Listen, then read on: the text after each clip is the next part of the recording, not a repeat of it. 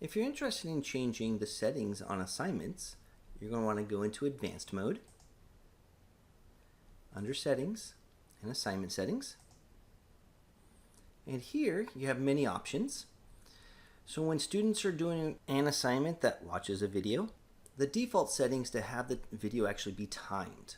So how long the video actually lasts, and the website is keeping track of how long the students are on that web page for. Those are called timed videos.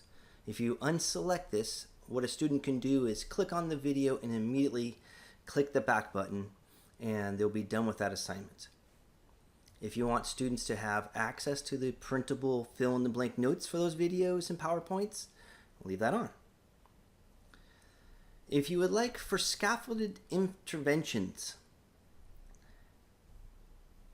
if you're interested in interventions, there's scaffolded interventions, and what happens is the website is making decisions on how many interventions the students have to do in order to retake a test. If you turn this off, then whatever you specify in the required is they're going to have to do all of those at all points in time. If you leave this checked on and they ace a test, they're not going to have to do any interventions to go and retake it. But if they score poorly, they'll have to go do all the interventions. The number of vocabulary words. So one of the interventions is a vocabulary, and so you can choose how many definitions you want to provide. You can choose, it only provides 2, a right and a wrong answer, 3, 4, all the way up to 7 different definitions that students can choose from for that vocabulary word.